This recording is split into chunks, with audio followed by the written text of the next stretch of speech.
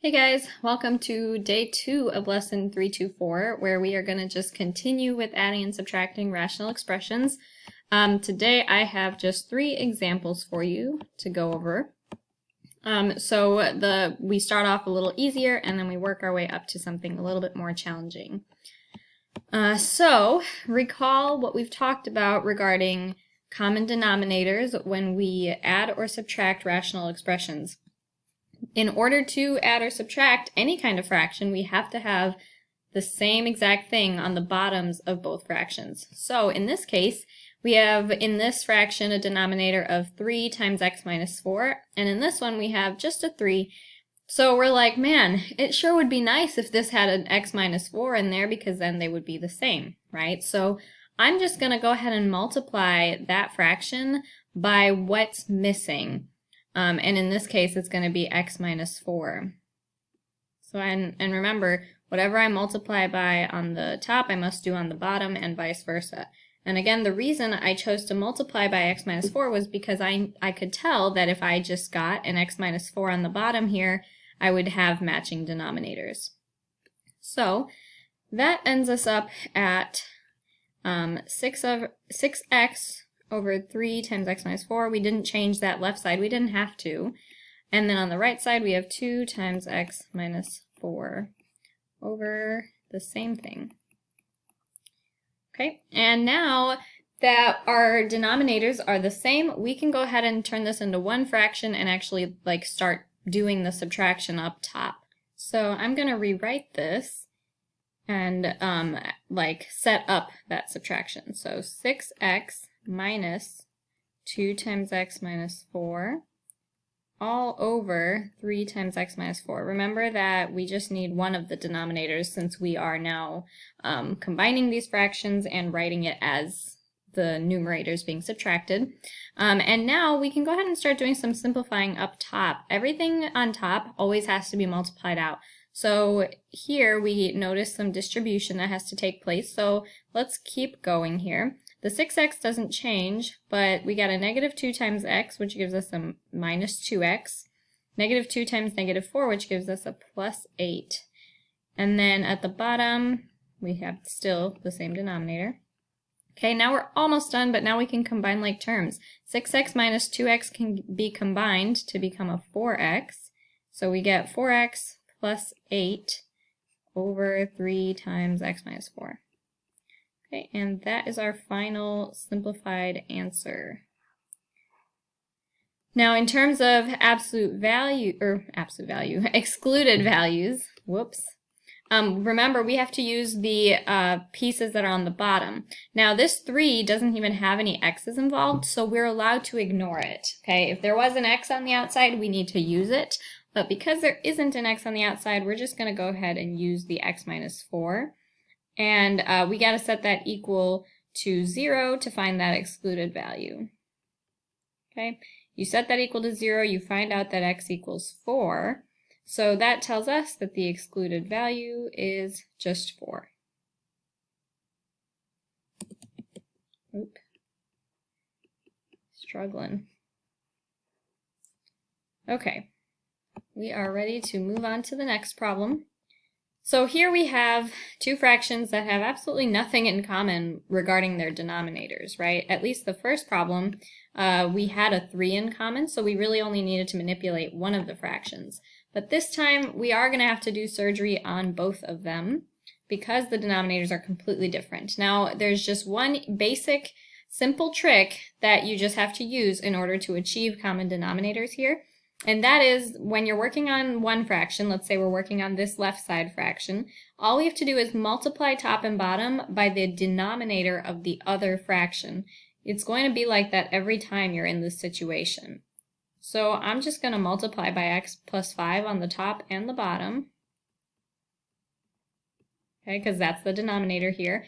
And then I'm going to do the same thing on the other fraction. So for this fraction, I'm going to use the denominator of the first one. So I'll multiply by x minus 1 here on the top and bottom. Okay, so let's go ahead and rewrite this with our new setup. So we have 2x times x plus 5. over x plus 5 times x minus 1.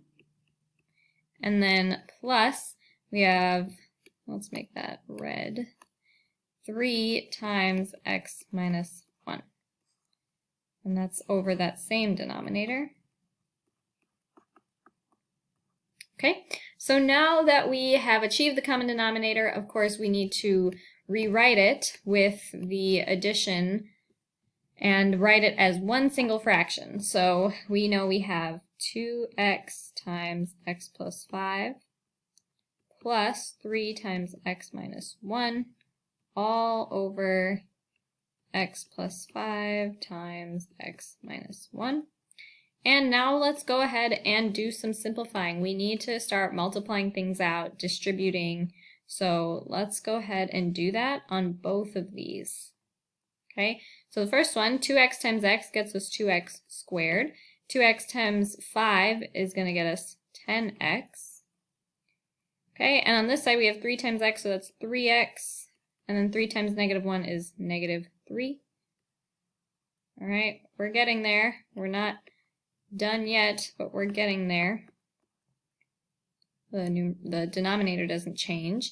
And let's keep going. We can combine these two x terms. So now we'll rewrite it as 10x plus 3x gives us 13x. So we'll replace those with the 13x. All right. And here we have it. Our final simplified answer. Okay, and then we of course have to find our excluded values, which we just need to use those factors from the common denominator. So x plus 5 equals 0, solve that, x equals negative 5, and then x minus 1 equals 0, solve that, you get x equals 1. So my excluded values are going to equal negative 5 and 1.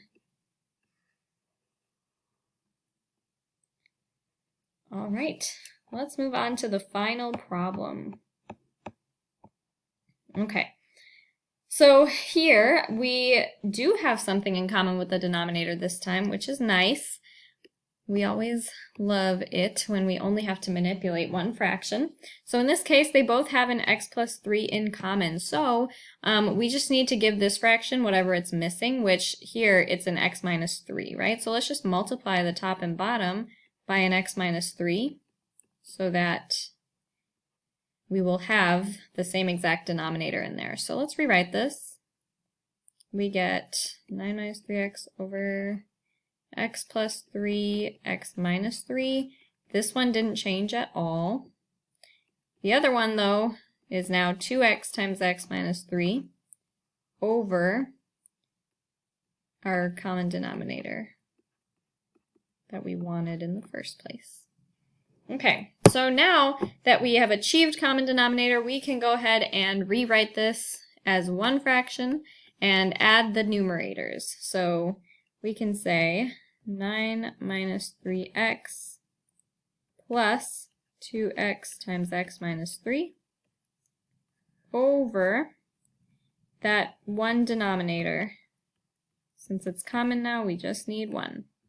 And now we can start our simplifying process of, multiplying things out on the top and combining like terms. In this case, we just have one set of parentheses we need to distribute into. So let's just start rewriting. We know that 2x times x is 2x squared. And then 2x times negative 3 is negative 6x. So then we have our rewritten version. Again, the denominator doesn't change. That's just chilling. And let's keep going. We can combine some like terms. This negative 3x minus 6x, that can combine to a negative 9x. So I'm also going to rearrange the order a little bit. I like to have the x squared term written first. Doesn't actually matter, but that's just what standard form looks like. So we're going to stick to it. Okay, so the negative 3x minus the 6x combined to make a negative 9x, and then I just move that positive 9 over to the end, because this is the format we're used to seeing, right?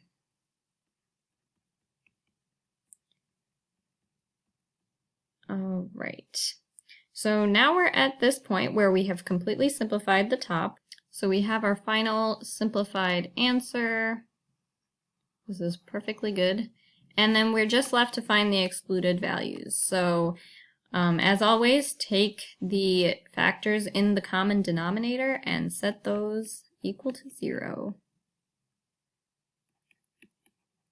All right, when you solve this, you get x equals -3 by subtracting 3 from both sides. When you solve this one, you get x equals +3 by adding 3 to both sides. So that tells us that our excluded values are 3 and -3. Okay, that is all for today. Good luck on the quiz tomorrow. Let me know if you have any questions.